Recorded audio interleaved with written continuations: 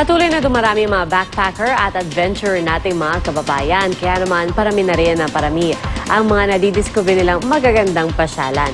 Silipin natin ang mga lugar na yan at nayon ng ilan nating youth scooper sa balitang hatid ni Isay Reyes.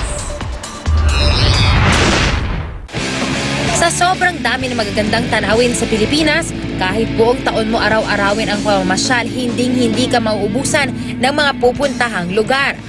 Aakalain mong kuha sa ibang bansa ang mga litratong ito ni youth scooper Almar Lupenario.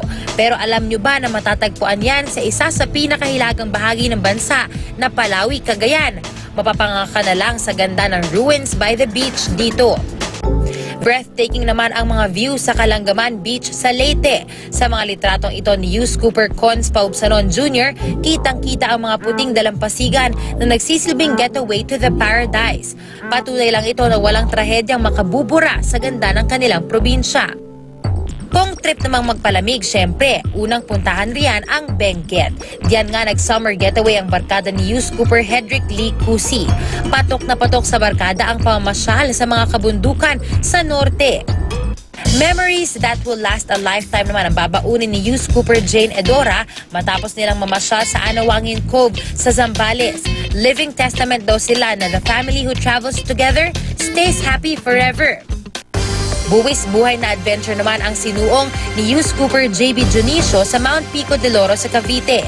Napakatarik ng monolith na yan at kailangang akyatin ang mga bato para makarating sa summit nito. Pero pagdating naman sa tuktok, masisilayan ng walang kapantay na kagandahan.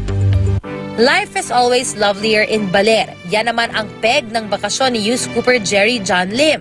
Para sa kanila, wala nang sigurong mas magandang paraan to spend the summer vacation kaysa sa makasama ang mga mahal sa buhay sa Aurora. Tunay ngang mas maligaya ang buhay tuwing naglalakbay. Kaya naman i-share sa amin ang memories ng inyong summer getaways. I-send lamang ang mga pictures and videos sa youscoop@gmanews.tv.